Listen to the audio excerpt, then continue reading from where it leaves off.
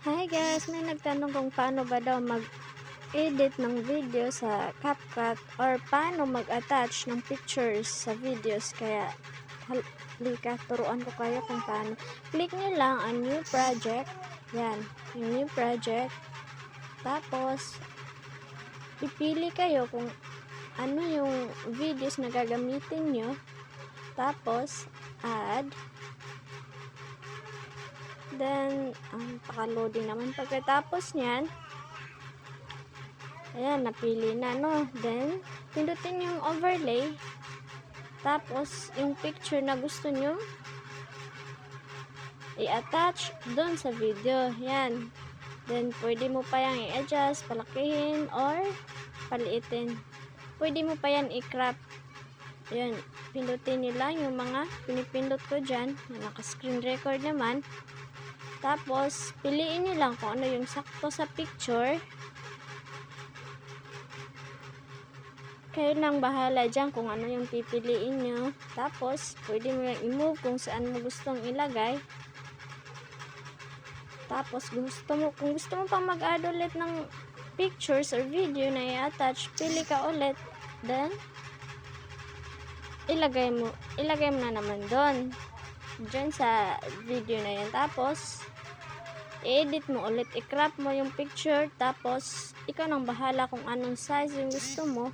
Ang pinili ko yung parang sasakto lang sa pictures para medyo maganda tingnan. Then, tagal naman ayan, tapos na. Tapos, nakadepende lang sa inyo kung saan nyo ilalagay or dyan sa, gusto nyo bang dyan sa front, sa gilid, basta kayo nang bahala dyan. Then, click nyo yung sounds. Tapos, search kayo ng happy sounds. Depende kung anong sounds yung gusto nyo. Pero, dapat naka-open yung data mo or may load ka.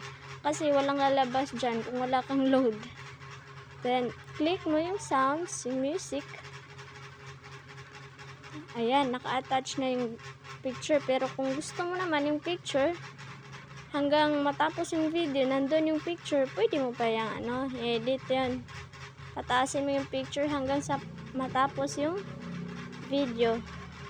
Ganun din, dun sa isang pictures, hanggang matapos yung video. Then, pagkatapos nyan, ayan, play mo na. At dapat yung music pala is i-adjust mo din kasi mas mataas yung music kaysa videos. Dapat parehas lang sila na yung haba sa music at saka sa videos para maganda pakinggan. Ayan.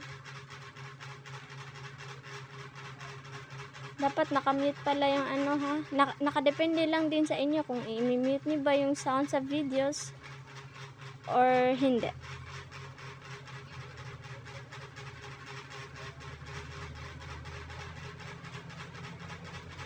Okay na yan.